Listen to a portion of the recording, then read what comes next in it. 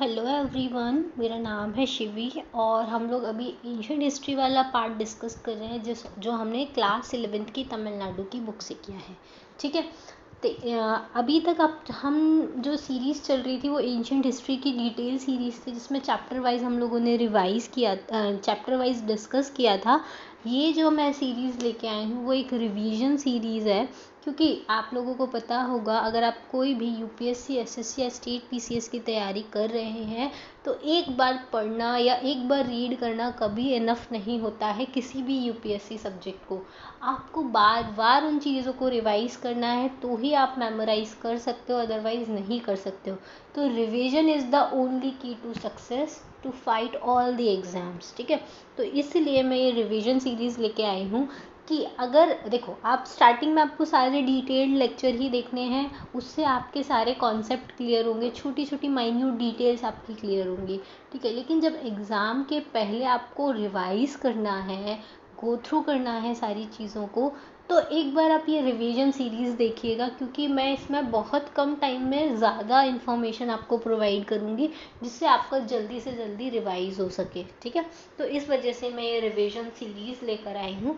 तो इसके बारे में हम डिस्कस करते हैं। तो हिस्ट्री की टाइमलाइन हमको पता है कि जीसस के बर्थ के आगे वाला जो टाइम है वो एडी है, एनो डोमिनी बोलते हैं, और जीसस के पीछे वाला जो टाइम है उसको बिफोर क्राइस्ट बोलते हैं। ठीक है। और 0 से 100 ईयर्स वाला उसको फर्स्ट सेंचुरी बीसी बोलेंगे। 0 से 100 ईयर एडी वाला फर्स्ट सेंचुरी एडी बोला जाएगा। इसी के हिसाब से सेंचुरी डिसाइड होती है। तो ये तो हो गया हमारी हिस्ट्री की टाइमलाइन। ओके। हम लोग आगे मैप के थ्रू डिस्कस करेंगे, क्योंकि हमने पूरे चैप्टर्स मैप्स के थ्रू डिस्कस किए हैं, तो मैं आपको मैप के थ्रू ब्रीफिंग देती जाऊंगी। ठीक है। अगर आपको, और एक और चीज़ कि अगर आपको मेरा ये लेक्चर पसंद आए तो प्लीज़ लाइक कीजिए, शेयर कीजिए और सब्सक्राइब कीजिए फर्दर नोटिफिकेशन के लिए। ओके। अगर नहीं पसंद आता है तो प्लीज़ डिसलाइक कीजिए, और क्या प्रॉब्लम है वो भी आप मुझे कमेंट में बता सकते हैं, तो I will rectify all these problems. देखिए, हमने जो फर्स्ट चैप्टर में पढ़ा था वो हमने पढ़ा था ज्योग्राफिकल इम्पैक्ट क्या था हिस्ट्री पे, तो उसके बारे में हम डिस्कस कर लेते हैं। तो उसके लिए हमको इंडिया की सबसे पहले ज्योग्राफिकल लोकेशन पता होनी चाहिए कि इंडिया की ज्योग्राफी है क्या। तो देखो, ये है इंडिया का नॉर्थ वेस्ट फ्रंटियर, यहाँ है हिमालय, और ये है हमारा इंडिया का पेनिनसुलर इंडिया, और ये है नॉर्थ ईस्ट स्टेट्स। ठीक है। ये हमारी इंडिया की ज्योग्राफी है। अब क्या है, यहाँ तो सारे में ओशियन है, सी से कनेक्टेड है, क्योंकि अरेबियन सी है इधर, इधर बे ऑफ बंगाल है, और इधर क्या है, हिमालय माउंटेन्स है जो बहुत हाईएस्ट पीक है जिनकी, और फिर इसके इधर यहाँ पे चाइना आता है। ठीक है। तो इस वजह से देखो, जो भी इन्वेजन होंगे इधर से नहीं होंगे, इधर से नहीं होंगे, इधर से नहीं होंगे। तो जो पहले के इन्वेजन थे पास्ट के, वो सारे इन्वेजन यहाँ से होते हैं, नॉर्थ वेस्ट फ्रंटियर, क्योंकि यहाँ से ये जो लैंड है पूरा का पूरा कनेक्टेड है वेस्ट एशिया से, मतलब Iran, Iraq, Saudi Arabia, Persia, फिर वहाँ से टर्की, टर्की से फिर वो यूरोप से कनेक्टेड है।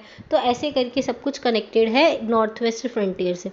तो जितने इन्वेडर्स आएंगे, चाहे वो अलेक्जेंडर हो, चाहे वो कुशान हो, चाहे वो शकाज हो, चाहे वो बक्ट्रियाज हो, उन सबका इन्वेजन कहाँ से होगा, यहाँ से होगा। ठीक है। ये चीज़ क्लियर रखना। अब जो सबसे पहली सिविलाइजेशन बनेगी, इंडस वैली सिविलाइजेशन, तो वो कहाँ बनती है, इसी रिवर के अक्रॉस बनती है। सारा पूरा सिविलाइजेशन इधर ही बनता है, इसको इंडस वैली सिविलाइजेशन बोलते हैं। उसके बाद जब आर्यंस का इन्वेजन होगा, और उसके बाद जब नया सिस्टम स्टार्ट होगा, वैदिक कल्चर, क्योंकि इंडस वैली सिविलाइजेशन तो डिक्लाइन हो जाएगा, उसके बाद वैदिक कल्चर स्टार्ट होगा। तब जो स्टार्ट होगा वो गंगा वैली में स्टार्ट होगा। ठीक है। वैदिक कल्चर जिसमें हरियाणा डायनेस्टी आई थी, शिशुनाग डायनेस्टी आई थी, ये सारी डायनेस्टी आई। फिर महाजनपद फॉर्म हुए, महाजनपद दास के बाद उनमें से भी मगध जो है वो सबसे ज़्यादा पावरफुल एम्पायर बन के स्टार्ट हुआ। ये सारी चीज़ें जो होंगी वो गंगा वैली में होंगी। ठीक है। गंगा वैली में ही सबसे पहला हमारा बड़ा एम्पायर बनेगा, जिसका नाम है मौर्यन एम्पायर। ठीक है। फिर मौर्यन एम्पायर क्या होगा, देखो, कोई भी एम्पायर कैसे चलता है, उसके जो स्ट्रॉन्ग रूलर्स होते हैं उनके वजह से।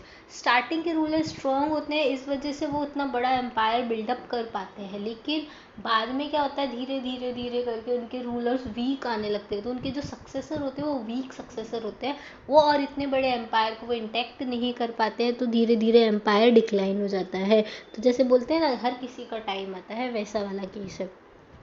तो मौर्यन एम्पायर पूरा बनेगा, देखिए कहाँ से, यहाँ से लेके पूरा यहाँ तक हमारा मौर्यन एम्पायर बनेगा।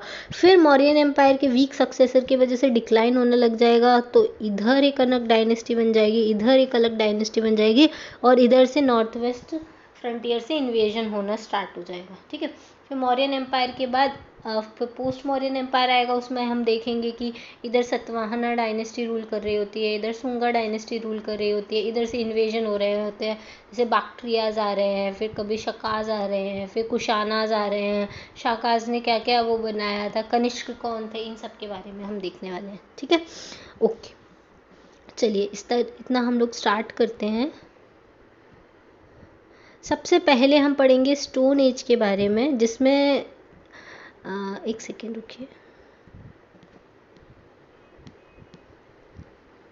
देखिए सबसे पहले हम पढ़ने वाले हैं स्टोन एज के बारे में, जो 2 मिलियन बीसी से लेके 2500 बीसी तक चलेगा, और इसमें अलग अलग फेज आएंगे, तो उसके बारे में हम डिस्कस करते हैं। अब इसके आपको रिवीजन नोट्स बनाने हैं, क्योंकि मैं सिर्फ रिवीजन करवा रही हूँ, एक्सप्लेनेशन मैंने पहले ही अलग एक वीडियो बनाया था, उसमें दे दिया है स्टोन एज के। आपने अगर वो नहीं पढ़ा है तो आप वहाँ से जाके गो थ्रू कर सकते हैं। ठीक है, मेरा चैनल का नाम शिवी सिंघल है, अगर आप हिस्ट्री वाइज शिवी सिंघल भी सर्च करेंगे तो आपको मिल जाएगा यूट्यूब पर। अगर आपको नहीं मिलता है तो आप डायरेक्टली यहाँ से जा सकते हैं। चलिए, तो अब आपको नोट्स कैसे बनाने हैं, जैसे फॉर एग्जांपल आपको पेलियोलिथिक के नोट्स बनाने हैं, तो आपको ऐसे लिखना है पेलियोलिथिक, मीजोलिथिक, नियोलिथिक, चाल्कोलिथिक और आयरन एज, सॉरी तो इन सब के बारे में आपको कंपैरेटिव रिवीजन करना है। ठीक है, तो पेलियोलिथिक का आप सबसे पहले टाइम लिखेंगे कि ये कब से कब तक चला था, तो 2 मिलियन बीसी से 10,000 बीसी तक ये चला था। मीजोलिथिक का लिखेंगे 10,000 बीसी से 8,000 बीसी के बीच में चला था। फिर 8,000 बीसी से 3,500 बीसी तक नियोलिथिक टाइम चला था। चाल्कोलिथिक टाइम जो चला था 3,500 बीसी से 2,500 के बीच में चला था। और आयरन एज उसके बाद वाला जो टाइम था, वैदिक कल्चर वाला जो टाइम है 1500 से उसके बाद तो चलता ही रहा, आयरन आ गया था। तो ये सारी चीज़ें हुई थी। अब देखेंगे पेलियोलिथिक क्या थी, ओल्ड स्टोन एज थी। मीजोलिथिक क्या थी, मिडिल स्टोन एज थी। नियोलिथिक न्यू स्टोन एज है। चाकोलिथिक में कॉपर प्लस स्टोन दोनों का यूज़ किया जाने लगे। आप अपने हिसाब से लिख लीजिए, मैं यहाँ लिख नहीं सकती इसलिए। और आयरन में आयरन का यूज़ होने लग गया था। अब ये जो पेलियोलिथिक टाइम था, इसमें स्टोन्स परफेक्ट नहीं थे। मीजोलिथिक टाइम में माइक्रोलिथ्स का यूज़ किया जाता था, और नियोलिथिक में पॉलिश्ड स्टोन्स का यूज़ किया जाता था, और चाल्कोलिथिक में कॉपर का यूज़ किया जाता था। आयरन एज में आयरन का यूज़ किया जाता था। अब पेलियोलिथिक में लोग कैसे होते थे, तो पीपल्स कैसे होते थे, नोमैड्स होते थे, एग्रीकल्चर करना नहीं जानते थे, हंटिंग करना जानते थे, हंटिंग एंड गैदरिंग जानते थे, और उसके अलावा फायर भी वो लोग डिस्कवर कर चुके थे। ठीक है, ये चीज़ें पेलियोलिथिक में हुई थी। फिर मीजोलिथिक में क्या हुआ था, एनिमल्स का डोमेस्टिकेशन उन्होंने स्टार्ट कर दिया था, प्राइमरी कल्टीवेशन उन्होंने स्टार्ट कर दिया था, फिशिंग एक्टिविटीज़ होने लग गई थी। तो ये सारी चीज़ें मीजोलिथिक में हुई। फिर नियोलिथिक में क्या हुआ, नियोलिथिक में बहुत ज़्यादा चेंज आया था मीजोलिथिक से। देखो, पेलियोलिथिक और नियोलिथिक के बीच का जो ट्रांजिशन एज है वो है मीजोलिथिक, मेसोलिथिक भी बोलते हैं इसको। तो इसके बाद अब नियोलिथिक में क्या होगा, एग्रीकल्चर लोग करना स्टार्ट कर देंगे। एग्रीकल्चर लोगों को पता चल जाएगा कि कैसे एग्रीकल्चर करते हैं, तो एग्रीकल्चर स्टार्ट होगा।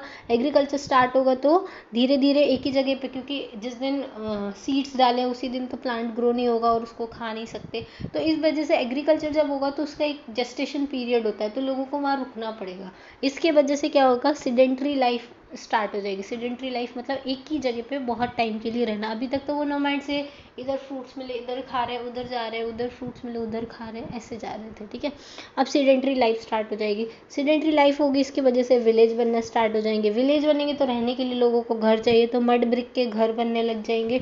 फिर जो भी एग्रीकल्चर प्रोड्यूस होगा उसको स्टोर भी तो करना है, तो उसको स्टोरेज करने के लिए पॉटरी का फॉर्मेशन होने लग जाएगा। और कपड़े पहनेंगे तो क्लोथ्स भी ये लोग बनाना सीख लेंगे। फिर ये ग्रो क्या करते थे, वीट और बार्ले इन्होंने ग्रो किया था, ठीक है। तो ये सारी चीज़ें नियोलिथिक टाइम पर हुई थी।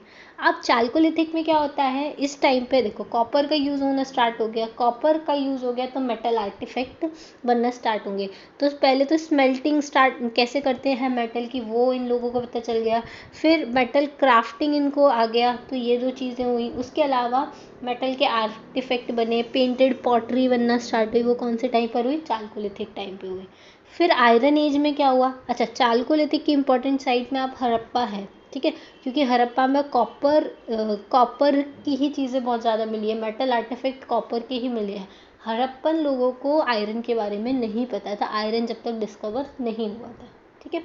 अब देखो आयरन एज डिस्कवर होगा गंगा वैली में, उसी के वजह से एग्रीकल्चर और ज़्यादा एक्सटेंसिव हो जाएगा, क्योंकि आयरन का यूज़ होगा तो प्लॉ बहुत अच्छे से बनेंगे, जिसकी वजह से लैंड की टिलिंग ईजीली हम कर सकते हैं। तो एग्रीकल्चर काफ़ी ज़्यादा प्रॉस्पेरस हो जाएगा वैदिक कल्चर के टाइम पे, मतलब लाइक गंगा वैली में एग्रीकल्चर फ्लरिश होने लग जाएगा। और साथ में क्या है, गंगा का प्लेन है तो फर्टाइल है, इस वजह से एग्रीकल्चर बहुत ज़्यादा बढ़ेगा, एग्रीकल्चर सरप्लस होगा, फिर ट्रेड स्टार्ट होगा। इसके वजह से जो रूलर्स हैं वो रिच होते जाएंगे, ठीक है। तो आयरन एज की ये कहानी है।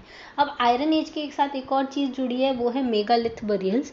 मेगालिथ बरियल्स मतलब क्या होता है, बरियल प्रैक्टिस होती है, कोई भी जब पर्सन डेड हो जाता है तो उसको बरी किया जाता है, उनके ऊपर बड़े बड़े पत्थर या बड़े बड़े स्लैब रखे जाते थे बरियल पिट्स के ऊपर। तो ये मेगालिथ कल्चर हुआ करता था, ये साउथ इंडिया में ज़्यादा पॉपुलर हुआ करता था, ठीक है। ये तो हमने देख लिया, ये देख लिया डिटेल में कि क्या क्या हुआ करता था। आपको ऐसे ही पढ़ना है, आप जब भी रिवाइज करेंगे तो क्या होगा, आपका क्विक रिवीजन हो जाएगा कि हाँ ओल्ड स्टोन में ये होता था, मिडिल स्टोन ये सारी चीज़ें, ओके।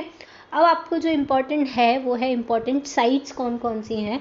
तो देखो मैं आपको वो मैप में दिखाती हूँ, ये देखो इसमें जो पेलियोलिथिक साइट्स है वो सारी ट्राइंगल वाली, जैसे भीमबेटका है, हुंस की है, करनूल केव्स है, ये सारी पेलियोलिथिक साइट्स है। उसके बाद एक सेकेंड में थोड़ा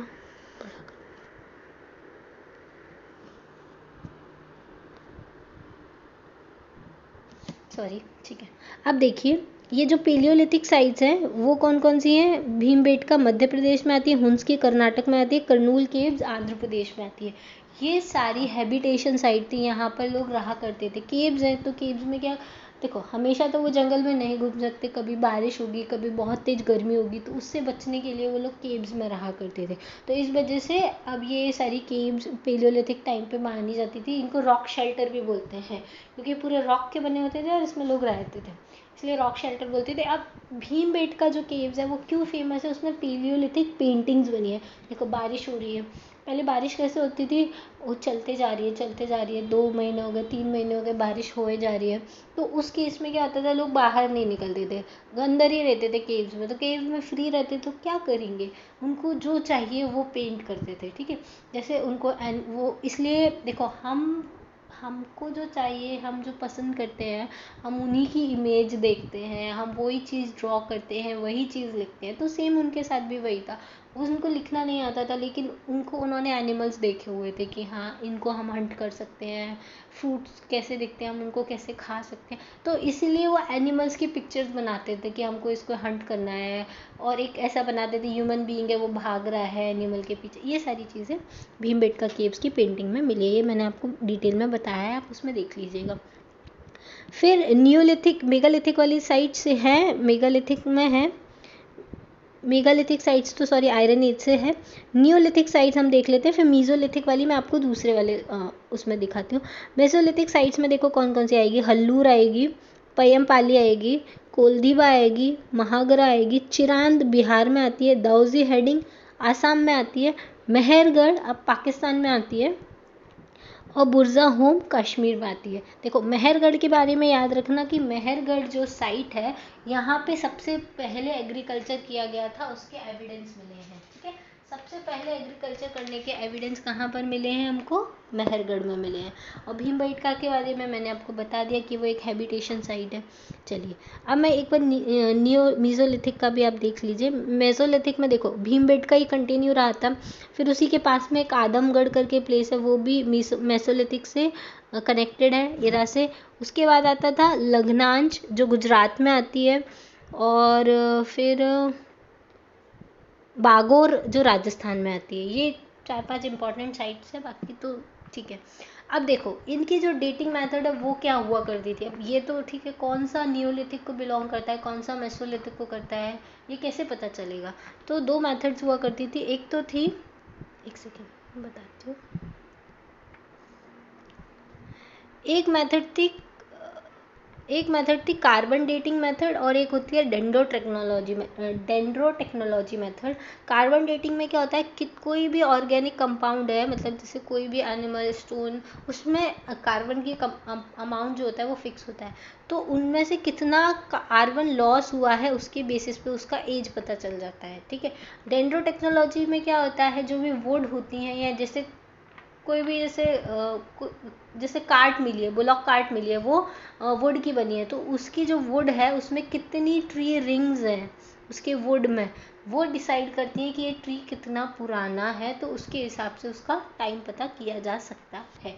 तो ये हमारा स्टोन एज हो गया। अब हम पढ़ेंगे इंडस वैली सिविलाइजेशन के बारे में, उसको रिवाइज करेंगे। तो इंडस वैली सिविलाइजेशन आपको पता है कब से कब तक थी, तो 2500 BC से 1750 BC के बीच में आती है हमारी इंडस वैली सिविलाइजेशन। कब से कब तक आती है, 2500 BC से 1750 BC के बीच में हमारी इंडस वैली सिविलाइजेशन आती है। अब इसमें बहुत सारे इंपॉर्टेंट फीचर्स हैं। देखिए, पहला है इसका ओरिजिन और इवोल्यूशन, तो उसके हिसाब से उसको 4 पार्ट में डिवाइड किया। एक तो प्री हड़प्पन एज, दूसरा है अर्ली हड़प्पन, तीसरा है हमारा मैच्योर हड़प्पन, और चौथा है हमारा लेटर हड़प्पन। ओके। अब जो प्री हड़प्पन वाला जो टाइम है वो मेहरगढ़ में था। ठीक है, मेहरगढ़ मतलब बलूचिस्तान, अभी मैंने जो आपको लोकेशन में बताया। अर्ली हड़प्पन आमिर एंड कोट डीजी में है, कोट डीजी में है। मैच्योर हड़प्पन जो है वो कालीबंगन, हड़प्पा, मोहनजोदारो, ये सारी सिटी मैच्योर हड़प्पन में आती है। लेटर हड़प्पन में आती है लोथल सिटी। ओके। अब जो प्री हड़प्पन के टाइम पे भी लोग कैसे हुआ करते थे, नोमैडिक हुआ करते थे, लोगों ने बस सेटल्ड लाइफ जीना स्टार्ट किया था। ठीक है, वैसा। अब अर्ली हड़प्पन में क्या हुआ था, ग्रेजुअल ग्रोथ हुआ था टाउन का। ठीक है, मतलब रूरल से अर्बन की तरफ लाइफ जाना स्टार्ट हो गई थी अर्ली हड़प्पन के टाइम पे। अब मैच्योर हड़प्पन में क्या हुआ, बड़ी बड़ी सिटीज़ इमर्ज होकर आई, ग्रेट सिटीज़ इमर्ज होकर आई, जैसे कि मोहनजोदारो।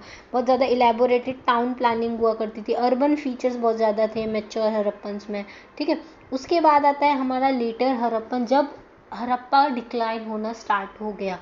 ये कहाँ से हमको पता चलता है, लोथल, क्योंकि लोथल का जो पोर्ट है ना, उसमें चारों तरफ ऐसे मैसिव ब्रिक वॉल बनाई गई है, जो किसके लिए, फ्लड प्रोटेक्शन के लिए। तो हो सकता है कि उस टाइम फ्लड आया हो, तो उस फ्लड से बचने की वजह से ये बनाई गई हो।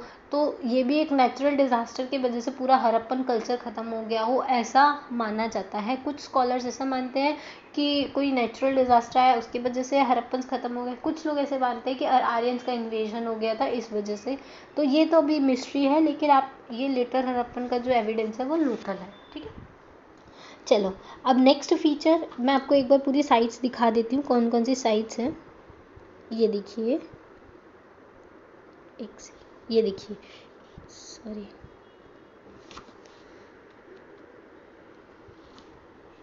देखो हड़प्पा जो है वो रावी रिवर में है, राखीगढ़ी हरियाणा में है, कालीबंगन उसी के नीचे आता है, गनेरी वाला ये भी पाकिस्तान वाली बॉर्डर पे आता है, मोहनजोदारो पाकिस्तान में आता है, इंडस रिवर के अक्रॉस है। सोतका को, ये भी एक इंडस वैली सिविलाइजेशन की साइट है, जो पंजाब पाकिस्तान में आती है। चन्हूदारो ये भी पाकिस्तान में आता है। फिर ढोलावीरा, सुरकोटड़ा और लोथल, ये तीनों जो साइट्स हैं वो कहाँ आती हैं, हमारे गुजरात में आती हैं। ओके, तो ये सारी इंपॉर्टेंट साइट्स हैं।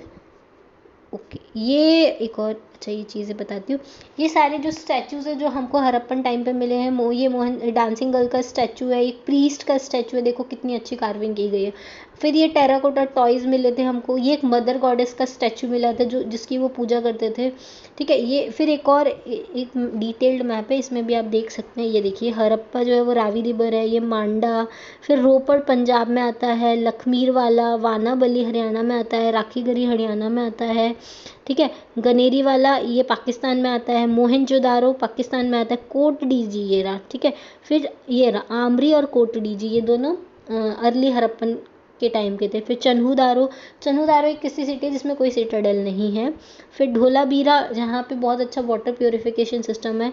सुरकोटड़ा, लोथल, ये तीनों गुजरात की साइट्स हैं, ठीक है। उसके अलावा पाकिस्तान में सुख्ता और सुख्ता जंडौर, ये सारी साइट्स हैं, ओके। तो ये सारी इंडस वैली सिविलाइजेशन की साइट्स हैं। अब देखिए हम इसको रिवाइज करते हैं।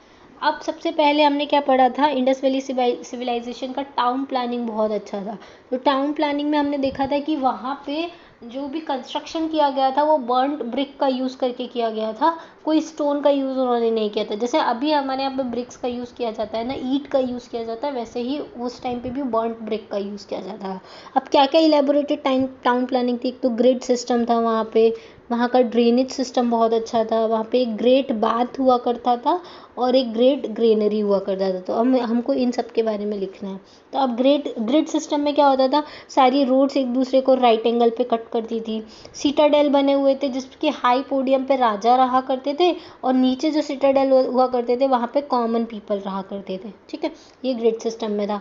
दूसरा ड्रेनेज सिस्टम बना हुआ था, पूरा अंडरग्राउंड ड्रेनेज सिस्टम था। इंस्पेक्शन होल हुआ करते थे, सारे हाउस जो थे वो स्ट्रीट ड्रेन से कनेक्टेड थे और उनको स्टोन से कवर किया जाता था, मतलब प्रॉपर हाइजीन का ध्यान रखा जाता था। फिर हमने पढ़ा था ग्रेट बाथ के बारे में, जिसमें ये एक पब्लिक रिचुअल बाथिंग प्लेस थी, वाटर टाइट थी बिल्कुल, यहाँ से कोई वाटर लीकेज नहीं होता था। इनलेट एंड आउटलेट पाइप बने हुए थे और चेंजिंग रूम्स बने हुए थे। ये सारी चीज़ें ग्रेट बाथ में लिखनी है आपको। फिर ग्रेट ग्रेनरी क्या होती थी, ये सबसे बड़ी लार्जेस्ट बिल्डिंग थी जो मोहनजोदारो में मिली थी। यहाँ पे जो भी एग्रीकल्चर प्रोड्यूस होता था उसका सरप्लस को स्टोर किया जाता था, ओके। चलिए नेक्स्ट चीज़ हम लोग जो पढ़ने वाले हैं वो है हमारा, चलिए अब हम देखेंगे इकोनॉमिक लाइफ कैसी हुआ करती थी, सोशल लाइफ कैसी हुआ करती थी, आर्ट एंड स्क्रिप्ट में क्या क्या चेंजेस हुआ था और रिलीजियस और बरियल प्रैक्टिसेस क्या क्या हुआ करती थी। तो इकोनॉमिक लाइफ हमको पता है हाईली प्रॉस्पेरस थी, वो लोग एग्रीकल्चर किया करते थे, ट्रेड किया करते थे, क्राफ्ट इंडस्ट्री काफ़ी ज़्यादा प्रॉस्पेरस थी उस टाइम की। वीट, बार्ले, सीसम, मस्टर्ड, कॉटन ये सब ग्रो करते थे। इंटरनल और एक्सटर्नल दोनों ट्रेड किया करते थे। एक्सटर्नल ट्रेड किसके साथ होता था, Iran, Afghanistan, Mesopotamia, Sumerian people के साथ होता था। अब इंपोर्ट क्या करते थे, तो ये लोग इंपोर्ट में प्रीशियस मेटल्स जैसे गोल्ड, सिल्वर, ये चीज़ें इंपोर्ट करते थे। हॉर्सेस को इंपोर्ट करते थे क्योंकि हॉर्सेस इंडिया में नहीं होते थे। अब एक्सपोर्ट में क्या करते थे, जो चीज़ें हमारे यहाँ नहीं होंगी जो चीज़ें हमारे यहाँ ज़्यादा होती है हम उन्हीं को एक्सपोर्ट करेंगे। तो एग्रीकल्चर गुड्स हमारे यहाँ बहुत होते थे तो उनको एक्सपोर्ट करते थे। पॉटरी, कॉटन मटीरियल्स, ये सारी चीज़ें हम एक्सपोर्ट किया करते थे। अब सोशल लाइफ क्या थी, तो मैन और वुमेन दो क्लोथ्स पहनते थे, एक अपर एक लोअर, बीड्स पहनते थे, ठीक है। फिर ज्वेलरी पहनते थे, कॉस्मेटिक्स का यूज़ करते थे, लिपस्टिक मिली है, ठीक है। और ज्वेलरी लाइक जैसे bangle, fillets, ear rings, finger rings, इन सब का यूज़ किया करते थे। और ये सब किसकी बनी होती थी, गोल्ड और सिल्वर की या फिर ब्रोंज की भी बनी हुई लोग पहनते थे। मार्बल बॉल्स और डाइस का यूज़ किया करते थे, किसके लिए, गेमिंग के लिए। हंटिंग और बुल फाइटिंग जो था फेवरेट एंटरटेनमेंट हुआ करता था इन लोगों का। जो वॉर के वेपन्स थे जैसे स्पीयर हेड, डैगर, बॉ, एरो, एक्सेस, ये सब कॉपर और ब्रोंज के बने होते थे। फिर डोमेस्टिक पर्पस की चीज़ें जैसे स्पिंडल, निडल, कोम, नाइफ्स, ये सब किसकी बनी होती थी, कॉपर की बनी हुई होती थी। फिर आर्ट एंड स्क्रिप्ट में हम देखेंगे कि बहुत ज़्यादा हाई डिग्री ऑफ वर्कमैनशिप हमने देखी है मेटल आर्ट्स में। डांसिंग गर्ल का जो स्टैचू है, चाहे वो प्रीस्ट का स्टैचू है, वो बहुत हाई लेवल के इन्होंने बनाए हुए थे, बहुत ज़्यादा क्रिएटिविटी, बहुत ज़्यादा फिनिशिंग से इन्होंने बनाए हैं। फिर डांसिंग गर्ल का जो ब्रोंज स्टैचू है, फिर प्रीस्ट का स्टैचू है, बहुत सारे पेंटेड पॉटरीज मिली हैं जिन पे अलग अलग मोटिव्स, पिक्टोरियल ग्राफिक्स बनाए गए हैं। स्क्रिप्ट है वो अभी तक डिसिफर नहीं की गई है, ठीक है। ये लोग राइट टू लेफ्ट लिखते थे, इतना हमको पता है। और ये ऑल्टरनेटिव लाइन्स में ऐसे लिखते थे तो उसको वॉस्ट्रोफेडन मेथड बोलते हैं, वॉस्ट्रोफेडन मेथड यूज़ किया करते थे। इनकी जो स्क्रिप्ट है वो थोड़ी थोड़ी द्रविडियन पीपल से मिलती है, वो भी इसी स्क्रिप्ट में लिखा करते थे। तो ऐसा माना जाता है कि हो सकता है कि इंडस वैली के लोग आर्यन इन्वेजन की वजह से या फ्लड डिज़ास्टर या किसी भी चीज़ की वजह से भागकर शायद साउथ इंडिया में आ गए थे, लेकिन अभी तक इसका कोई क्लियर एविडेंस नहीं है। फिर रिलीजन और बरियल प्रैक्टिसेस क्या थी, तो इनके दो रिलीजन में दो मेन गॉड थे, एक तो मेल गॉड एक फीमेल गॉड। मेल डिटी जो इनकी थी वो थे पशुपति नाथ, मतलब कि गॉड शिवा या योगिक शिवा इनको बोलते हैं। ये लिंग की वर्शिप भी किया करते थे, ठीक है। फीमेल डिटी में आती है मदर गॉडेस। और ये घोस्ट और एविल प्रैक्टिसेस में भी बिलीव करते थे। उसके लिए एम्यूलेट्स का यूज़ करते थे। एम्यूलेट्स मतलब होता है ताबीज़, प्रोटेक्शन के लिए, जैसे हम अभी नहीं यूज़ करते वैसे ही, ठीक है। फिर ये बरियल प्रैक्टिसेस भी इनके टाइम पे हुआ करती थी। ये पोस्ट क्रिमेशन बरियल का यूज़ करते थे।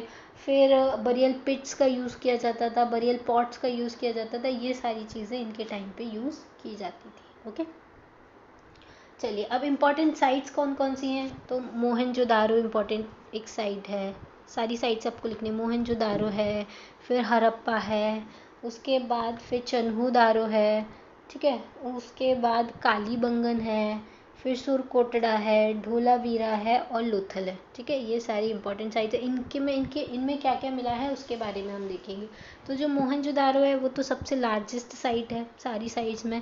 यहाँ पे ग्रेट बाथ मिला है, ग्रेट ग्रेनरी मिली है, मल्टी पिलर्ड असेंबली हॉल मिला है, ब्रॉन्ज इमेज मिली है हमको न्यूड वुमेन डांसर की, प्रीस्ट का स्टैचू मिला है, हीप ऑफ डेड मिला है, माउंट ऑफ डेड मतलब डेड लोगों का एक साथ पूरा ऐसा ढेर जैसा मिला है। अब हड़प्पा जो साइट है वो फर्स्ट साइट जो डिस्कवर की गई थी 1920 में, इसको दयाराम साहनी ने डिस्कवर किया था। यहाँ पे ग्रेनरीज मिली हैं, 2 रो में 6 ग्रेनरीज मिली हैं, वर्किंग फ्लोर मिले हैं, फिर डाइस मिला है, ठीक है। फिर चन्हूदारो एक ओनली इंडस सिटी है जिसमें सिटाडेल नहीं है, बाकी सारी सिटीज़ में सिटाडेल है। तो क्वेश्चन पूछा जाता है कि कौन सी सिटी है जिसमें सिटाडेल नहीं है, तो वो चन्हूदारो है। फिर इंक पॉट मिला है, लिपस्टिक मिली है, terracotta model of Pulak cards मिले हैं, उसके अलावा ब्रॉन्ज की टॉय कार्ड मिली है। कालीबंगन प्लॉग्ड फील्ड सरफेस मिली है, मतलब यहाँ पे प्लॉइंग की गई थी एग्रीकल्चर करने के लिए, वो प्लॉड फील्ड सरफेस मिली है। मेसोपोटामिया की सिलेंड्रिकल सील्स मिली हैं। फिर 7 फायर ऑल्टर्स मिले, मतलब अलग अलग हवन कुंड मिले हैं, ऐसे 7 हवन कुंड मिले हैं, लोग यज्ञ वगैरह किया करते होंगे। सुरकोटड़ा में हॉर्सेस के बोन्स मिले हैं, ओवल ग्रेव्स मिले हैं, और ये कोई पोर्ट सिटी थी, दूसरी पोर्ट सिटी थी क्योंकि ये भी गुजरात में आती है। फिर एक इंपॉर्टेंट साइट है ढोलावीरा। ढोलावीरा कहाँ पर लोकेटेड है, इसका लोकेशन बहुत इंपॉर्टेंट है। ये खादिर बेट रन ऑफ कच्छ में लोकेटेड है। यहाँ पे फ्रेश वाटर और फर्टाइल सॉइल मिली है, और सबसे इम्पॉर्टेंट यहाँ पे वाटर प्योरिफिकेशन सिस्टम मिला है जो आज के वाटर प्योरिफिकेशन सिस्टम जैसा ही है, ठीक है। मतलब उस टाइम पे भी लोग ये वाटर प्योरिफिकेशन सिस्टम को जानते थे। ओपन सेरेमनी के लिए एरिया मिला है, ठीक है। और फिर बड़े बड़े लेटर्स मिले हैं जो वाइट स्टोन के ऊपर लिखे गए हैं। बड़े बड़े जो हड़प्पन स्क्रिप्ट के जो लेटर्स हैं वो बड़े वाइट स्टोन के ऊपर लिखे हैं। ये थोड़ी यूनिक चीज़ यहाँ पे मिली थी। लोथल जो है वो कहाँ पे है, साबरमती रिवर जो है उसकी ट्रिब्यूटरी पर लोकेटेड है, ठीक है। ये एक डॉकयार्ड है, यहाँ पे सेमी प्रीशियस स्टोन मिले हैं, डबल बरियल मिला है, स्टोर हाउसेज मिले हैं, और ये कहाँ पर लोकेटेड है, नियर गल्फ ऑफ खंबात में लोकेटेड है, ठीक है। चलिए नेक्स्ट अब हम स्टार्ट करते हैं। ये हो गया पूरा हमारा हड़प्पन सिविलाइजेशन के बारे में। एक और इम्पॉर्टेंट चीज़ है कि इनका डिक्लाइन कैसे हुआ था। तो डिक्लाइन तो अभी तक डिबेटेबल है कि कैसे हुआ था। कुछ लोग बोलते हैं नेचुरल डिज़ास्टर की वजह से हुआ, कुछ लोग बोलते हैं आर्यंस की इन्वेजन की वजह से। नेचुरल डिज़ास्टर मतलब फ्लड आ गया या अर्थक्वेक आ गया, या इतना ज़्यादा अर्बनाइजेशन हो रहा था, इसकी वजह से एक्सप्लॉइटेशन बहुत ज़्यादा था, इसकी वजह से कोई नेचुरल डिज़ास्टर हो गया था। जैसे केदारनाथ में हुआ, बहुत ज़्यादा ओवर कंस्ट्रक्शन कर दिया तो बहुत सारी प्रॉब्लम हो गई है वहाँ पे। फिर आर्यंस इन्वेजन के टाइम पे या तो ये हो सकता है कि आर्यंस जो इंडिया में आए थे सेंट्रल एशिया से, उनके इन्वेजन की वजह से ये लोग ख़त्म हो गए, उनके वेपन्स ज़्यादा सुपीरियर थे, तो इस वजह से आर्यंस की वजह से इंडस वैली सिविलाइजेशन ख़त्म हो गई, ऐसा भी माना जाता है। क्योंकि मोहनजोदारो में बहुत सारा ढेर मिला है डेड बॉडीज़ का, तो हो सकता है इन लोगों ने एक साथ लोगों को इकट्ठा करके मारा हो, तो ये भी हो सकता है। तो इसे क्लियर एविडेंस नहीं है, जैसे ही मिलेगा वैसे हमको पता चलिए अब हम स्टार्ट करते हैं वैदिक एज के बारे में, जो 1500 BC से 600 BC के बीच में चला था, और इसमें क्या क्या चेंजेस हुए थे लेटर वैदिक में और अर्ली वैदिक में, उसके बारे में एक बार रिवाइज कर लेते हैं। तो देखिए क्या हुआ था। सबसे पहले तो जो वैदिक कल्चर स्टार्ट किया था वो आर्यंस ने किया था 1500 BC में, जब हड़प्पन्स का डिक्लाइन हो गया था। तो हड़प्पन्स का डिक्लाइन का एक रीज़न ये भी माना जाता है कि आर्यंस ने इन्वेड किया था। आर्यंस कौन थे, आर्यंस जो थे वो नॉर्थ वेस्ट साइड से आए थे, और ये जो नॉर्थ वेस्ट माउंटेन पासिस बने हुए हैं उनके थ्रू इंडिया में एंटर करे थे। फिर यही नॉर्थ वेस्ट वैली में ये लोग सेटल्ड हो गए थे। ये मेनली कैटल रियरिंग पीपल थे, पेस्चुरल लैंड के सर्च में ये सेंट्रल एशिया से इंडिया में आए थे।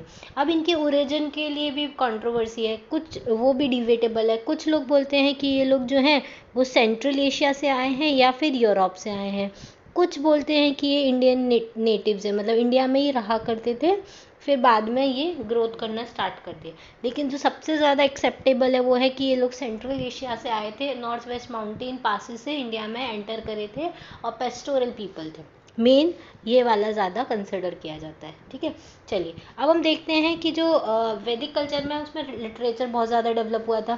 तो लिटरेचर में कौन कौन से 4 वेद थे। पहला जो वेद था वो अर्ली वैदिक में, बाकी जो 3 वेद हैं वो लेटर वैदिक टाइम पर लिखे गए थे। तो ऋग्वेदा, यजुर्वेदा, सामवेदा, अथर्ववेदा, ये 3 वेद हैं, जिसमें से ऋग्वेद जो है वो अर्ली वैदिक टाइम में लिखा गया था, मतलब 1500 से 1000 BC के अंडर में वो लिखा गया था। अब ऋग्वेद में क्या है, कलेक्शन है लिरिक्स का, ठीक है, लिरिक्स का कलेक्शन है, हाइम्स है इसमें 1028, ये ऋग्वेद में है। अब यजुर्वेदा किसके बारे में बताता है, सेक्रीफिशियल प्रेयर्स के बारे में बताता है, कैसे सेक्रीफाइस करना है, इन सारी चीज़ों की डिटेलिंग जो है वो यजुर्वेद में लिखी गई है। सामवेद क्या बताता है, बुक ऑफ चैंट्स है, मतलब म्यूजिकल बुक है, जिसमें कैसे म्यूजिकल फॉर्म में आप हर चीज़ को यज्ञ करोगे, सेक्रीफाइस करोगे, ये सारी चीज़ें म्यूजिकल नोट में जो लिखी गई हैं वो सामवेदा है। और इंडिया की सबसे पहली जो म्यूजिकल बुक है वो भी कौन सी है, सामवेदा है। ठीक है, फिर अथर्ववेद जो है उसमें मैजिकल फॉर्मूलेज लिखे हुए हैं, ठीक है, मेडिसिन के बारे में है, फॉरेस्ट के बारे में, ये सारी चीज़ें इसमें लिखी गई हैं।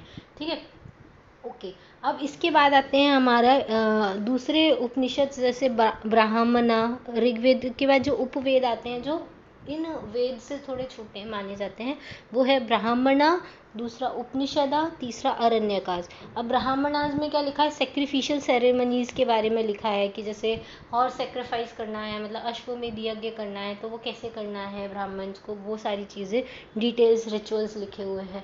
उपनिषद में क्या है, वो पूरा का पूरा फिलोसॉफिकल बेस्ड है, मतलब फिलोसफी के हिसाब से लिखा हुआ है, उसमें फिलोसॉफिकल टेक्स्ट बोलते हैं उसको।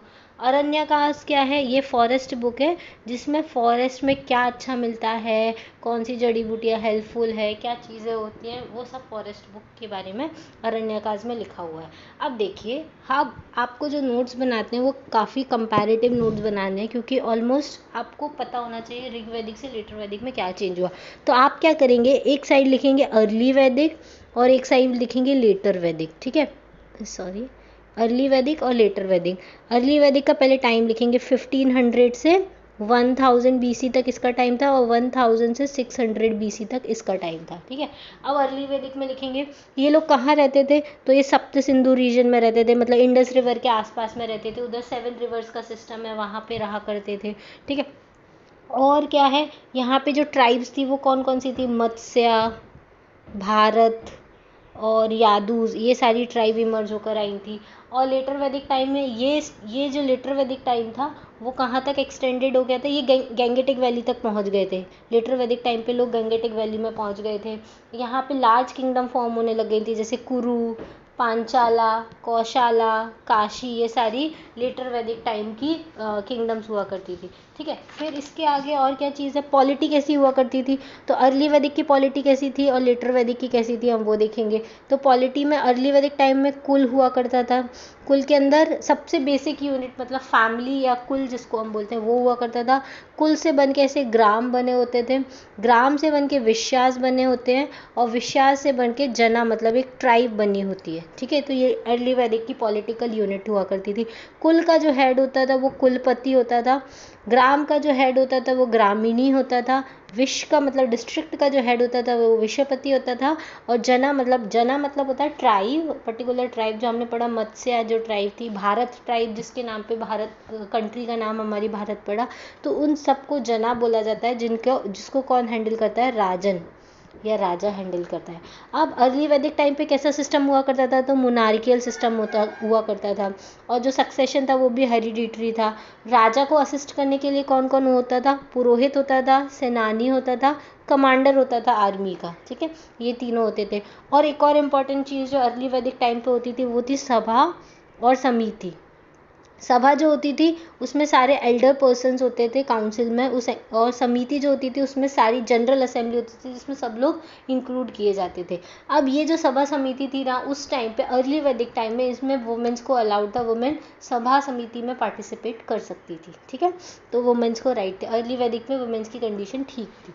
अब देखो, उसी टाइम लेटर वैदिक में क्या पॉलिटी रही होगी, रॉयल पावर बहुत ज़्यादा इंक्रीज हो गई थी, बड़ी बड़ी लार्ज किंगडम्स बनने लग गई थी। लार्ज किंगडम्स बनने की वजह से वो लोग सेक्रीफाइसेस परफॉर्म करने लग गए थे अपनी पावर को स्ट्रेंथन करने के लिए, जैसे राजसूय यज्ञ, अश्वमेध यज्ञ, वाजपेयी यज्ञ, ये सारी चीज़ें करने लग गए थे। और जो सभा और समिति थी वो सारी डिमिनिस्ड हो गई, अब उनका कोई रोल नहीं बचा था। नए ऑफिसर्स इमर्ज होकर आए, जैसे टैक्स कलेक्टर, क्योंकि किंगडम बड़ी हो गई थी, किंगडम बड़ी होने की वजह से टैक्स कलेक्शन वो लोग करने लग गए थे।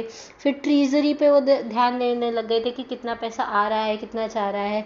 एक रॉयल मैसेंजर हुआ करता था जो क्या करता था, एक राजा से दूसरी राजा तक अपने मैसेज पहुंचाया करता था। तो ये 3 नए ऑफिसेज इमर्ज होकर आए थे। तो ये पॉलिटिकल लाइफ हो गई। अब अर्ली वैदिक और लेटर वैदिक की हमको इकोनॉमिक लाइफ को भी डिस्कस करना है। अब इकोनॉमिक लाइफ में क्या था, ये लोग मेनली क्या होते थे, पेस्टोरल पीपल होते थे अर्ली वैदिक टाइम पे। कैटल रियरिंग ही इनका काम था, मेन ऑक्यूपेशन इनका कैटल रियरिंग था। एग्रीकल्चर स्टार्ट कर दिया था जैसे ही इनको आयरन की डिस्कवरी हुई। आयरन की डिस्कवरी के साथ ही क्या हुआ, फॉरेस्ट कट होना स्टार्ट हो गए। फॉरेस्ट कट होना स्टार्ट हुए तो ज़्यादा लैंड इनके लिए कल्टीवेशन के लिए आया, तो एग्रीकल्चर स्टार्ट हो गया था। ठीक है, उसके अलावा फॉरेस्ट कट हुए तो कारपेंट्री होने लग गई थी। कारपेंट्री क्योंकि बहुत सारा वुड अवेलेबल था तो कारपेंट्री इंक्रीज हो गई थी। गोल्ड स्मिथ हुआ करता था जो ऑर्नामेंट्स बनाया करता था। मेटल वर्क हुआ करता था, कॉपर और ब्रोंज के स्टैचूज वगैरह बनाए जाते थे। पॉटरी बनाई जाती थी क्योंकि जहाँ एग्रीकल्चर होता है वहाँ पॉटरी मेकर्स आ ही जाते हैं कि स्टोरेज कहाँ करेंगे। फिर स्पिनिंग, ये लोग कॉटन और वूल की क्लोथ्स बनाने लग गए तो स्पिनिंग भी स्टार्ट हो गई थी। उसके अलावा ट्रेड हुआ करता था, इंपोर्ट और एक्सपोर्ट दोनों हुआ करता था। लेकिन जो ट्रेड हुआ करता था वो बार्टर टाइप का होता था, मतलब मैंने आपको बताया कि एक्सचेंज वाला ट्रेड हुआ करता था। अब इस टाइम पे जो करेंसी यूज़ की जाती थी वो थी गोल्ड कॉइन, जिसको ये क्या बोलते थे, निष्का। ठीक है, ये याद रखना कि अर्ली वैदिक में जो करेंसी यूज़ की जाती थी उसका नाम क्या था, तो वो एक गोल्ड कॉइन था जिसका नाम था निष्का। अब उसी टाइम पे लेटर वैदिक में क्या क्या इकोनॉमिक कंडीशन थी, तो देखो लेटर वैदिक में अब आयरन की डिस्कवरी हो गई थी अर्ली वैदिक टाइम में, तो लेटर वैदिक में तो और ज़्यादा आयरन मिलने लग गया था। तो इसके वजह से जो एग्रीकल्चर था, अब लोगों का मेन ऑक्यूपेशन क्या हो गया, एग्रीकल्चर। जबकि अर्ली वैदिक में ये लोग पेस्टोरल पीपल थे और कैटल रियरिंग इनका मेन ऑक्यूपेशन था। अब यहाँ पे इनका मेन ऑक्यूपेशन क्या होगा, एग्रीकल्चर हो गया, क्योंकि आयरन की डिस्कवरी अच्छे से हो रही है। अब ये लोग क्या क्या ग्रो करते थे, व्हीट, बार्ले, राइस, कॉटन, ये सारी चीज़ें ग्रो किया करते थे। इनको मैन्योर के बारे में पता था कि मैन्योर क्या होता है, इसको डालने से एग्रीकल्चर अच्छा होता है, ये सारी चीज़ें पता थी। फिर इंडस्ट्री कौन कौन सी ग्रो होने लग गई, लेदर इंडस्ट्री अच्छे से चल रही थी, मेटल आर्ट्स अच्छे से चल रहा था, कारपेंट्री अच्छे से ग्रो कर रही थी। लोग बहुत ज़्यादा फेमिलियर हो गए थे सी के साथ, तो एक्सटर्नल ट्रेड भी होने लग गया था, एक्सटर्नल ट्रेड अच्छा होता था। अब इस टाइम पे जो करेंसी यूज़ होती थी, निष्का जो अर्ली वैदिक में यूज़ होती थी वो तो यूज़ होती ही थी। उसके अलावा 2 नई करेंसी आई थी, एक आई थी सतमाला जो गोल्ड में होती है और एक कृष्णाला जो सिल्वर की होती है। ठीक है, तो 3 करेंसी लेटर वैदिक टाइम पे चली थी, सतमाला, कृष्णाला और निष्का। ये 3 करेंसी है लेटर वैदिक टाइम पे चली थी। तो ये इकोनॉमिक लाइफ हो गई। अब हम पढ़ेंगे आगे सोशल लाइफ कैसी थी अर्ली वैदिक में और लेटर वैदिक में। ठीक है, अर्ली वैदिक के टाइम पे क्या सोशल लाइफ रहा करती थी, तो ये एक पैट्रियार्कल सोसाइटी थी, जैसे हमने देखा तो फादर डोमिनेटिंग सोसाइटी थी। फैमिली का जो हेड होता था वो गृहपति होता था। मोनोगैमी प्रैक्टिस की जाती थी, एक ही शादी होती थी। लेकिन जो रॉयल फैमिली होती थी, राजा की फैमिली होती थी, उनमें पॉलीगैमी, क्योंकि वो मैट्रिमोनियल अलायंस बनाते थे ना, इसलिए तो पॉलीगैमी प्रैक्टिस की जाती थी। विमेन जो होती थी वो हाउस होल्ड का टेक केयर करती थी और सेरेमनीज में पार्टिसिपेट किया करती थी। ठीक है, उसके अलावा कास्ट सिस्टम जैसी कोई चीज़ थी नहीं उस टाइम पे। इक्वल अपॉर्चुनिटी दी जाती थी मेन और वुमेन को इंटेलेक्चुअल लेवल पे। अब अर्ली वैदिक टाइम में अपाला, लोपमुद्रा, विश्वारा, ये सारी वुमेन पोइट भी हुआ करती थी। कोई चाइल्ड मैरिज नहीं थी, कोई सती सिस्टम उस टाइम पे नहीं है था। मेन और वुमेन दोनों क्लोथ्स और ज्वेलरी पहना करते थे। ये उस टाइम की सोशल लाइफ हुआ करती थी। अब देखिए सोशल लाइफ हो गई। अब हमको देखना है लेटर वैदिक में क्या चेंज आया है सोशल लाइफ में। इसमें जो रिजिड कास्ट सिस्टम आ गया था, सोसाइटी को 4 पार्ट्स में डिवाइड कर दिया था, ब्राह्मण, क्षत्रिय, वैश्य एंड शूद्र। ये दो जो ऊपर थे वो अपर लेडर में आते थे, ये जो 2 होते थे नीचे वो लोअर लेडर में आते थे। जो पावर ऑफ फादर थी, मतलब फैमिली में जो पैट्रियार्कल फॉर्म ऑफ सोसाइटी थी वो काफ़ी ज़्यादा इंक्रीज हो गई थी। फादर की पावर बहुत ज़्यादा चलने लग गई थी। वुमेन का स्टेटस इम्प्रूव नहीं हुआ, लेकिन उससे ज़्यादा वो ख़राब हो गया। क्या ख़राब हो गया? उनको अब पॉलिटिकल राइट्स भी नहीं रहे, जो वो सभा समिति में जाके ज्वाइन कर सकती थी, अब वो भी नहीं रहा। अब उनके जो पॉलिटिकल राइट्स है वो ख़त्म हो गए। चाइल्ड मैरिज बहुत होने लग गई थी। रॉयल हाउस होल्ड में पॉलीगैमी काफ़ी हुआ करती थी, ठीक है, ये सारी चीज़ें होती थी। उसके अलावा सती सिस्टम नहीं था उस टाइम पे, लेकिन सती सिस्टम अभी नहीं आएगा। अगर क्वेश्चन पूछा जाए कि सती सिस्टम हड़प्पन कल्चर में या वैदिक कल्चर में मिला, तो नहीं मिला। सती सिस्टम की कोई एविडेंस हड़प्पन कल्चर और वैदिक कल्चर में नहीं मिले। लेकिन चाइल्ड मैरिज का अर्ली वैदिक में नहीं है, लेटर वैदिक में है, ठीक है। चलिए अब हम देखते हैं रिलीजन कैसा था अर्ली वैदिक टाइम में और लेटर वैदिक टाइम में। रिलीजन के बारे में देखेंगे तो रिलीजन में क्या था, ये लोग नेचर की वर्शिप किया करते थे। रिलीजन में नेचर की वर्शिप क्या करते थे, जैसे इंद्र, वरुण, अग्नि, वायु, इनको ही जो नेचुरल फोर्सेस होते हैं उनको एज अ गॉड की तरह पूजा जाता था। अब फीमेल गॉड भी होती थी, उषा और अदिति, ये 2 फीमेल गॉड्स हुआ करती थी। ये लोग प्रेयर्स में रिवॉर्ड्स प्रेयर करते थे भगवान की, तो रिवॉर्ड्स देते थे, जैसे उनको घी, मिल्क, ये सारी चीज़ें चढ़ाना, ये सारी चीज़ें वो दिया करते थे। फिर कोई टेम्पल नहीं था उस टाइम पे, कोई आइडल वर्शिप नहीं होती थी, वो सिर्फ नेचुरल फोर्सेस की आके अग्निदेव है, आग जला के उनकी पूजा कर ली, वायुदेव है उनकी पूजा कर ली। कोई मूर्ति पूजा उस टाइम पे नहीं थी, आइडल वर्शिप वो लोग नहीं करते थे। घी, मिल्क को एज अ ऑफरिंग्स वो यूज़ करते थे, इसलिए हमने देखा कि हम यज्ञ में घी डालते हैं, दूध डालते हैं, तो ये सारी चीज़ें वहीं से आई हैं, ठीक है।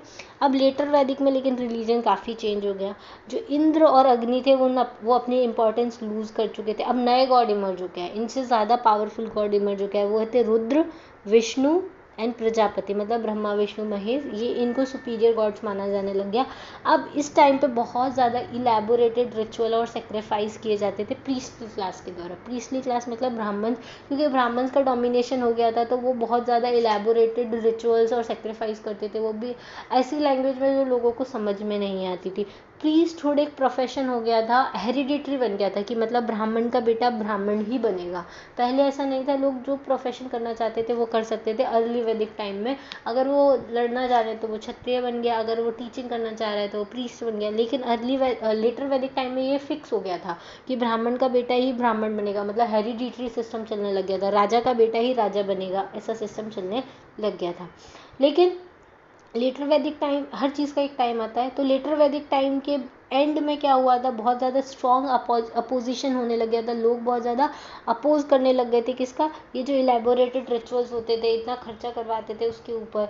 तो इस वजह से बाद में क्या ग्रो करेगा, जैनिज्म एंड बुद्धिज़्म ग्रो करेगा, जहाँ पे वो डिमांड करेंगे कि हमको ऐसा कोई रिचुअल नहीं चाहिए, इतना इलेबोरेटेड रिचुअल नहीं चाहिए, और जो भी आप ये कर रहे हो एटलीस्ट वो हमको समझ में तो आए कि हम क्या कर रहे हैं। और कॉमन लैंग्वेज, ऐसी लैंग्वेज में वो चाहते थे ये सारे सेक्रीफाइस जो लोगों को समझ में आए। इस वजह से जैनिज्म और बुद्धिज़्म का ग्रोथ हुआ, ठीक है। तो देखेंगे हम जैनिज्म और बुद्धिज़्म, ये देखिए 600 से 323 BC के बीच में जैनिज्म बुद्धिज़्म ग्रो करेगा, और उसी टाइम पे महाजनपद भी ग्रो करेंगे।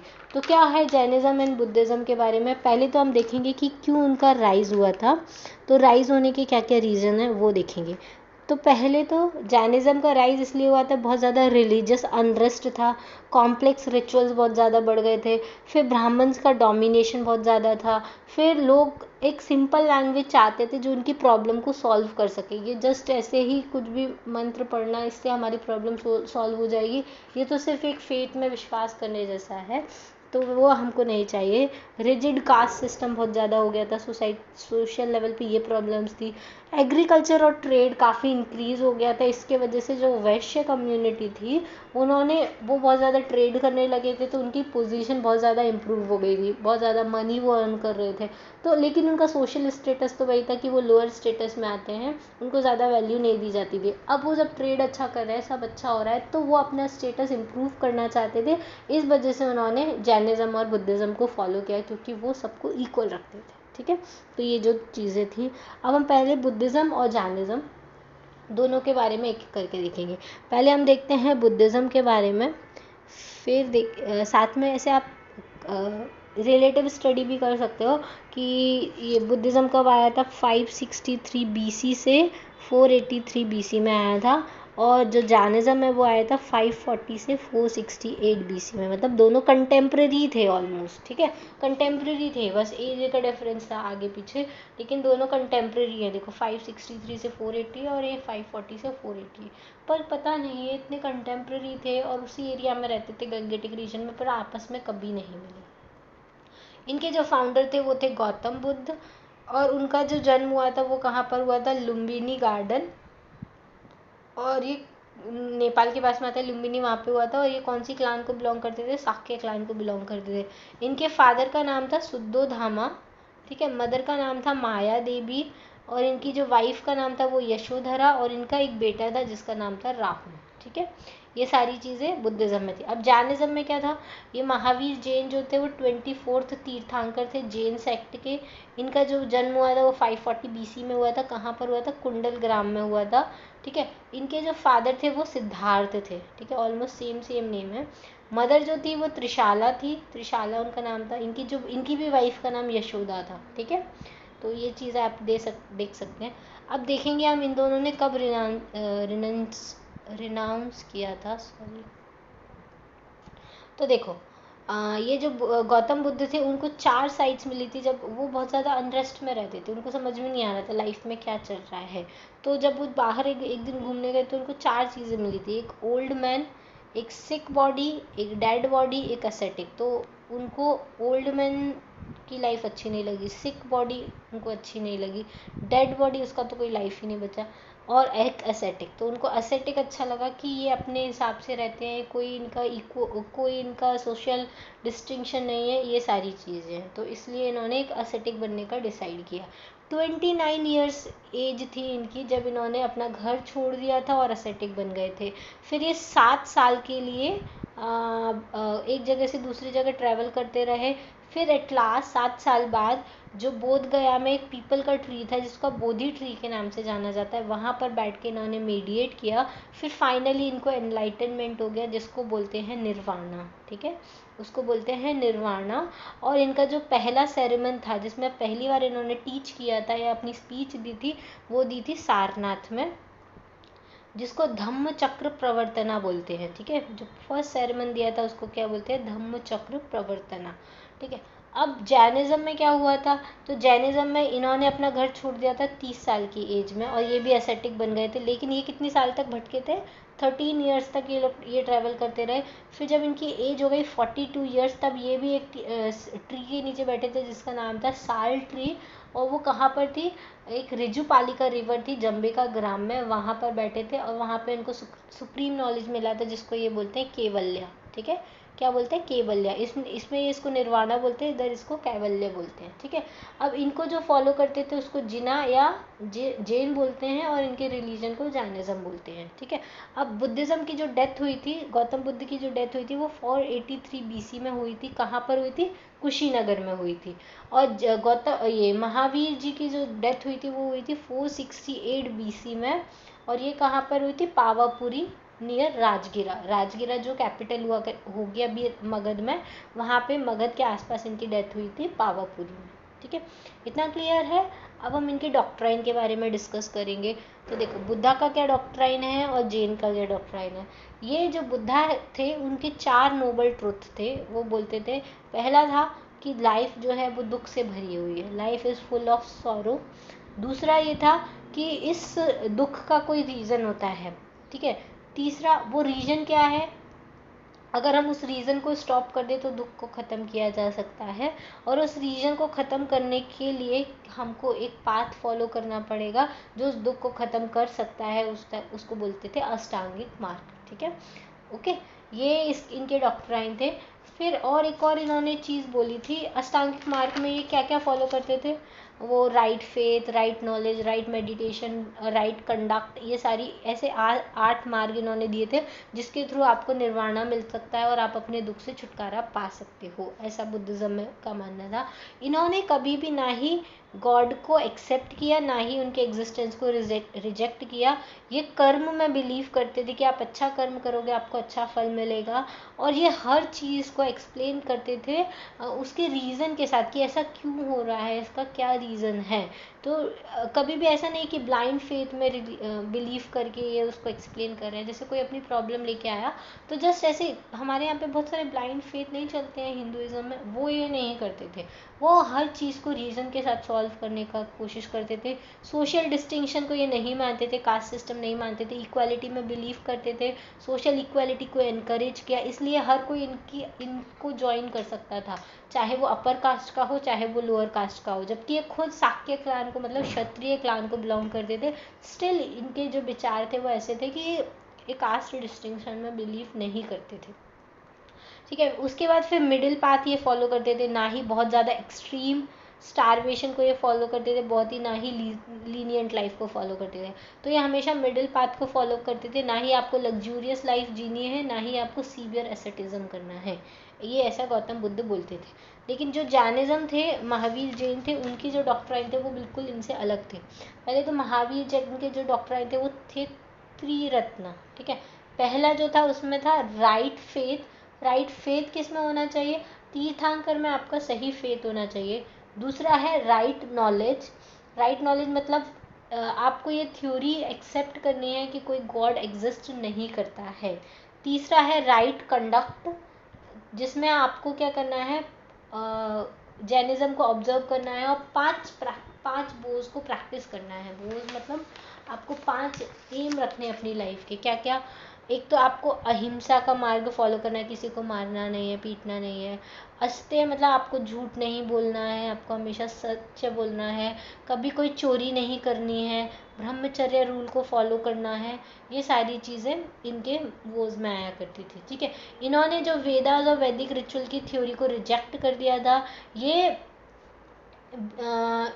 वो इनका ऐसा बिलीफ था कि हर चीज़ में लाइफ होती है, और जिसमें लाइफ होती है वो उसको पेन फील होता है जब भी वो इंजर्ड होती है। तो इसलिए ये एग्रीकल्चर को सिंफुल मानते हैं। इसलिए तुमने देखा होगा कि जो जैन लोग होते हैं वो कभी भी आलू गोभी ऐसी चीज़ जो ज़मीन के नीचे लगती है वो नहीं खाते, क्योंकि ये एग्रीकल्चर को बेकार मानते थे। क्योंकि एग्रीकल्चर करने से, हल चलाने से पृथ्वी पे वो क्या होता है, इंसेक्ट मर जाते हैं, ऐसा ये बोलते थे।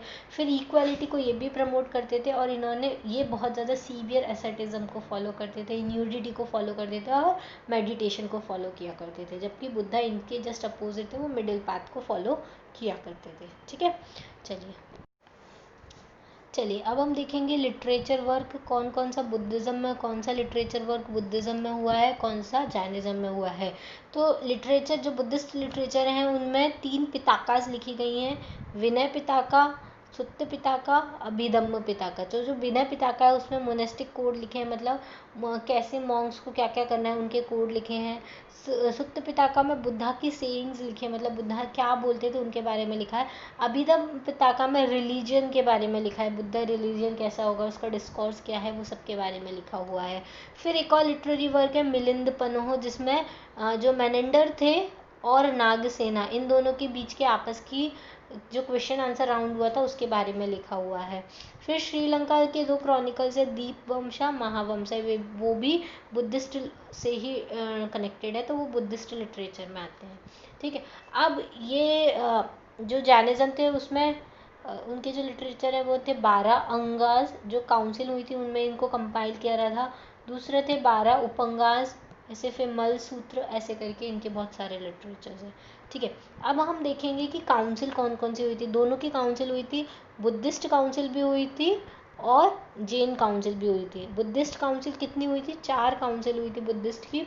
पहली जो थी वो 483 BC में हुई थी, अजात शत्रु के टाइम पर हुई थी। अजात शत्रु रूलर थे, उसमें क्या कंपाइल किया गया था? विनय पिताका और सुत्त पिताका को कंपाइल किया गया था। और ये कहाँ पर हुई थी? राजगीर में हुई थी। कहाँ हुई थी? लोकेशन याद रखना, राजगीर में हुई थी। दूसरी जो हुई थी वो 383 BC में हुई थी, ये वैशाली में हुई थी।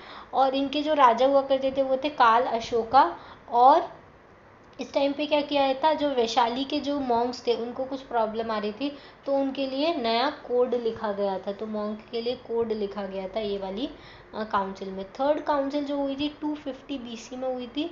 राजा अशोक जो है मौर्यन रूलर, उनके टाइम पे हुई थी। और कहाँ पे हुई थी, पाटलिपुत्रा में हुई थी, जो कैपिटल हुआ करती थी मौर्यास की। अब इसमें क्या क्या कंपाइल किया गया था, तो अभिधम्म पिताका जिसमें सारे रिलीजियस डिस्कोर्स के बारे में लिखा है वो कंपाइल की गई थी। साथ में जो अशोका ने मिशनरीज जो वर्ल्ड में प्रोपोगेट करने के लिए भेजी थी उसके बारे में डिस्कस किया गया था इस काउंसिल में। अब जो फोर्थ बुद्धिस्ट काउंसिल हुई थी वो 98 AD में हुई थी। कहाँ पर, ये किसने करवाई थी, कनिष्क जो कुषाण रूलर हुआ करते थे उन्होंने करवाई थी। और कुंडलग्राम कश्मीर में करवाई थी, ठीक है, क्योंकि कनिष्क जो थे वो ऊपर नॉर्थन इंडिया में रूल करते थे, तो कश्मीर में उन्होंने 98 AD में फोर्थ बुद्धिस्ट काउंसिल की थी। जहाँ पे उन्होंने नया जो सेक्ट आया था बुद्धिज्म का, महायाना सेक्ट, उसके बारे में डिस्कशन हुआ था, ठीक है। तो ये 4 काउंसिल बुद्धिज्म की थी। 2 काउंसिल ऐसी जैनिज्म की होती है। पहली जो होती है वो होती 300 BC में, जो स्थूल बाहु ने की थी, जहाँ पे 12 अंग के बारे में लिखा गया था, जो लिटरेचर्स हैं। दूसरी जो हुई थी 510 AD में हुई थी, जिसमें फाइनल कंपाइलेशन किया गया था। तो ये 2 काउंसिल जैन काउंसिल हुआ करती थी। अब आर्किटेक्चर में क्या क्या हुआ था, तो देखो बुद्धिस्ट काउंसिल का आर्किटेक्चर और जैन काउंसिल का आर्किटेक्चर दोनों अलग अलग है। बुद्धिस्ट में जो होते थे वो स्तूपास बनाए जाते थे, जहाँ पे रेलिक्स रखते थे। चैत्यास, जहाँ पे जो प्रेयर हॉल हुआ करता था, जो बुद्धिस्ट मॉन्क थे वो प्रेयर करने आते थे। फिर बिहारस, जहाँ पे वो रहते थे, रेसिडेंस हुआ करता था। सांची और भरूच का बहुत अच्छे स्तूपास बने हुए हैं। और बुद्धिस्ट से रिलेटेड यूनिवर्सिटी भी है, Nalanda university, Takshashila university, Vallabhi university, ये बुद्धिस्ट यूनिवर्सिटी हुआ करती थी। अजंता एलोरा केव्स में बुद्धिस्ट की जटाका स्टोरीज़ की पेंटिंग्स बनाई गई है, वो सारी चीज़ें एलेबोरेट की गई हैं। तो अजंता एलोरा केव्स भी बुद्धिस्ट केव से रिलेटेड है, ठीक है। फिर जूनागढ़, बल्लभी, धौलागिर, ये सारी जगह भी वहाँ पे जो आर्किटेक्चर बनाया है वो बुद्धिस्ट कल्चर से रिलेटेड है। अब जैन काउंसिल में क्या होते थे, गुम्फा बनाया करते थे। गुम्फा मतलब एक कहाँ कहाँ पे गुफा मिली है, तो हाथी गुम्फा एक है, उदयगिरी है, खांडगिरी है, ये सारी गुम्फा है जो जैन आर्किटेक्चर से रिलेटेड है। फिर ये लोग टेम्पल बनाया करते थे, जैसे दिलवारा टेम्पल जो आबू में है, ठीक है, वो काफ़ी फेमस टेम्पल है। फिर गिरनार टेम्पल, पालीताना टेम्पल, ये सारे जैन टेम्पल्स हैं। पावापुरी, जहाँ पे इनकी महावीर जी की डेथ हुई थी, वो एक बहुत अच्छी प्लेस है जैन लिटरेचर या जैन आर्किटेक्चर के लिए। उसके अलावा एक स्टैचू है गोमतेश्वर का, जो कहाँ पर है, सरवनबेलागोला में है। सरवनबेलागोला कहाँ आती है, कर्नाटक में आती है, जहाँ पे चंद्रगुप्त मौर्य ने सलीखाना परफॉर्म किया था, मतलब अपनी लाइफ गिव अप कर दी थी, ठीक है। तो वो सारी चीज़ें इनके आर्किटेक्चर में है। अब सेक्ट मतलब कि बुद्धिस्ट और जैन कितने सेक्ट में डिवाइड हो गए थे बाद में, तो बुद्धिस्ट का सेक्ट और जैन सेक्ट, इनके बारे में हम देखेंगे। तो जो जैनिज़्म, पहले मैं जैनिज़्म का बता देती हूँ। ये जैनिज़्म जो है वो 2 सेक्ट में डिवाइड हुआ था। एक थे श्वेतांबर और एक थे दिगंबर। श्वेतांबर वो थे जो वाइट रोब्स पहनते हैं, आपने देखा होगा 2 टाइप के जैन आपको दिखते हैं। एक जो होते हैं वो सफ़ेद कपड़े पहनते हैं और एक जो होते हैं वो नेकेड रहते हैं, ठीक है, बिल्कुल नेकेड रहते हैं, कुछ भी नहीं पहनते हैं। तो जो श्वेतांबर सेक्ट थे उसको किसने फाउंड किया था, स्थूल बाहु ने स्टार्ट कर दिया था। और दिगंबर जो सेक्ट थे उनके कौन थे, भद्रबाहु थे, ठीक है। ये कहाँ पे स्थूल बाहु, ये वाला जो सेक्ट है वो कहाँ पे पॉपुलर है, वाइट रोब्स वाला, वो नॉर्थ इंडिया में। और जो नेकेड वाला जो है वो साउथ इंडिया में पॉपुलर है। क्या हुआ था,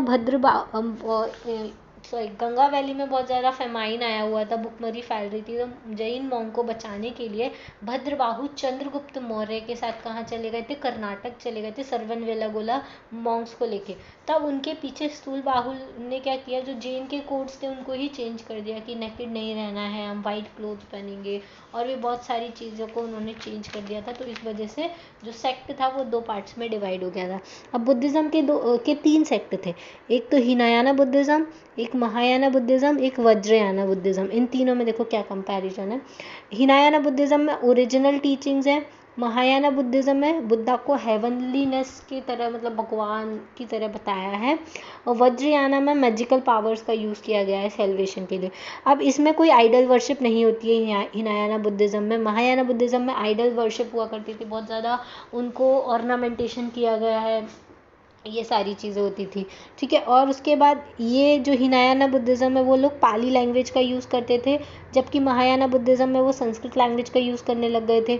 अब ये जो हिनायाना बुद्धिज़्म है वो कहाँ पे पॉपुलर हुआ करता था? साउथ इंडिया में, श्रीलंका में, जावा में, मतलब इंडिया के साउथ वाले पार्ट में, क्योंकि अशोका ने जब प्रोपोगेट किया था तो वो श्रीलंका में उन्होंने अपने बच्चों को भेजा था प्रोपोगेट करने के लिए। जावा, सुमात्रा, मलय पेनिनसुला, बाकी सारी जगह पे कौन सा है? हिनायाना बुद्धिज़्म है। लेकिन जो कुषाण थे जिन्होंने महायाना सेक्ट के लिए मिशनरीज भेजी थी तो उन्होंने नॉर्दर्न साइड में भेजी थी, मतलब चाइना, जापान। तो इधर जो वर्शिप की जाती है वो महायाना बुद्धिज़्म की जाती है, ठीक है। अब ये जो वज्रयाना बुद्धिज़्म है वो कहाँ पर फेमस है? बिहार और वेस्ट बंगाल में फेमस है। वहाँ पे बहुत ज़्यादा ब्लैक मैजिक वगैरह ये सारी चीज़ें आ गई थी इसमें। अच्छा, अब इनके रॉयल पैट्रोन कौन थे, मतलब कौन सा राजा था जो बुद्धिज़्म को फॉलो करते थे, कौन सा जैन को फॉलो करते थे, वो भी देखना है।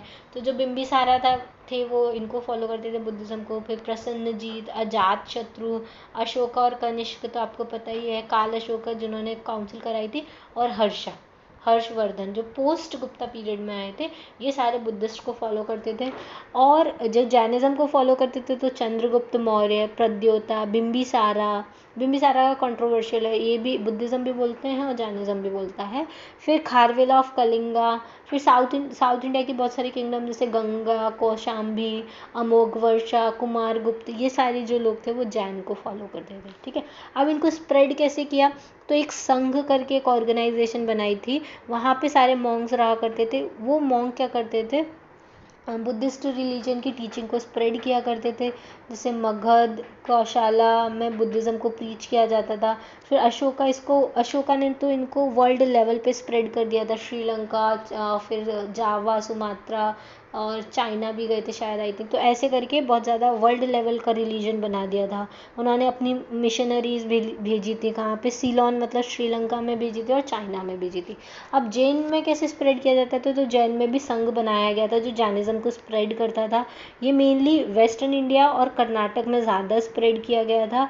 और इनको कौन प्रीच किया करते थे? साउथ किंगडम ज़्यादा प्रीच करती हैं, जैसे अंग, कदम, चालुक्य, राष्ट्रकूटा, ये सारे जैनिज्म को प्रीच किया करते थे। इवन हमने तो देखा था राष्ट्रकूटास के टाइम पे काफ़ी ज़्यादा लोग जैन हुआ करते थे साउथर्न इंडिया में, ठीक है। अब इनका डिक्लाइन क्यों हो गया, उसका क्या रीज़न है? तो डिक्लाइन होने का रीज़न ये है कि भगवतिज्म का राइज होने लग गया, मतलब वापस से ब्राह्मणिज्म का रिवाइवल होने लग गया। क्योंकि पुष्यमित्र शुंग जब आते हैं मौर्यंस के बाद, तो वो एक ब्राह्मण होते हैं, तो वापस से ब्राह्मणिज्म को ग्रो करने लगते हैं, तो रिवाइव हो जाता है ब्राह्मणिज्म, ठीक है। पाली लैंग्वेज का यूज़ लोग गिव अप कर देते हैं और संस्कृत को एज अ इलीट लैंग्वेज, मतलब बहुत अच्छे लोगों की लैंग्वेज है, रिच पीपल की लैंग्वेज। जैसे अभी हम नहीं बोलते हैं कि हिंदी तो ठीक है नॉर्मल लैंग्वेज है, जो इंग्लिश बोलता है वो रिच दिखता है, अच्छा दिखता है। तो ऐसे ही उस टाइम पे संस्कृत को एलीट लैंग्वेज बोला जाने लग गया। फिर महायाना बुद्धिज़्म, जिसमें टीचिंग्स को उन्होंने लॉस कर दिया, कोई टीचिंग्स नहीं थी महायाना बुद्धिज़्म में। जो ओरिजिनल बुद्धा की जो टीचिंग्स थी वो सब खत्म हो गई थी महायाना बुद्धिज़्म आने के बाद। फिर बहुत ज़्यादा हुन्स का इन्वेजन हुआ, टर्क्स का इन्वेजन हुआ। इन सब के वजह से जो मोनेस्ट्री बनी थी बुद्धा की, वो सारी डिस्ट्रॉय कर दी गई थी, ठीक है।